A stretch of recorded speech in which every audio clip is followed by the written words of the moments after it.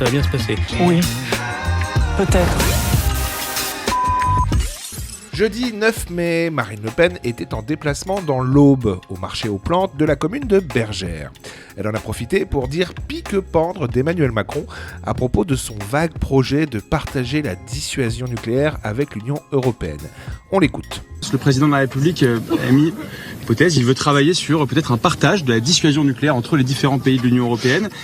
Vous dites attention danger, vous ne pensez pas qu'il faut sur ce sujet-là aussi plus de coopération européenne ? Je dis que le fait qu'un président de la République évoque le partage de la puissance nucléaire française est une véritable honte. Voilà, je vous le dis très tranquillement, parce qu'il s'agit là de déposséder le peuple français de ce qui lui appartient, d'un des éléments essentiels de sa souveraineté et de sa capacité à se défendre. Ouais, c'est pas faux. Au moment du traité d'Aix-la-Chapelle, quand j'ai dit Emmanuel Macron veut partager notre siège au Conseil de sécurité, Emmanuel Macron veut partager notre puissance nucléaire, tout le monde m'a rionné, m'a traîné plus bas que terre, j'étais complotiste, j'en passais des meilleurs. Complotiste, hein ? Théorie du complot.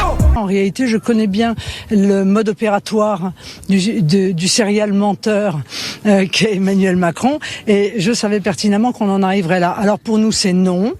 Nous ne laisserons pas Emmanuel Macron aller, et je crois que les Français ne le feront pas non plus, aller dans ce sens, et nous exprimerons la raison pour laquelle nous pensons qu'il s'agit là d'une véritable trahison des intérêts de la France. Moi, je partage totalement la description que vous avez faite. Marine Le Pen a également réagi aux propos de Matteo Salvini, le vice-chef du gouvernement italien, qui avait conseillé la veille à Emmanuel Macron, je cite, d'aller se faire soigner. Matteo Salvini estime que le président de la République, Emmanuel Macron, doit aller se faire soigner lorsqu'on lui parle de l'envoi de troupes françaises éventuelles en Ukraine. Est-ce que vous reprenez ces mots ? Est-ce que vous non mais d'abord, je suis pas sa mère. Je suis pas sa mère. C'est votre allié en Europe. Oui, non, mais d'accord, mais je suis pas sa mère non plus. Hein, quand même. Un ami. Vous voyez ce que je veux dire ?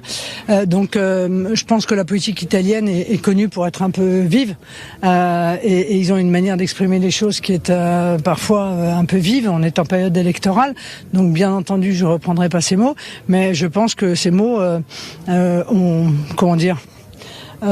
effleuré l'esprit de beaucoup de Français quand ils ont entendu Emmanuel Macron dire qu'il voulait envoyer nos soldats pour mener la guerre en Ukraine. Vous voyez, je pense que spontanément, c'est ce à quoi des millions de Français ont pensé.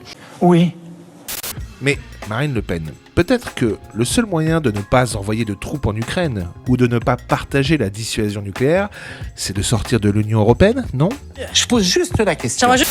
Toujours à propos de la guéguerre entre la Macronie et le Rassemblement national, j'avais fait une vidéo dans laquelle la candidate aux élections européennes, Valérie Ayé, se ridiculise face à Jordan Bardella.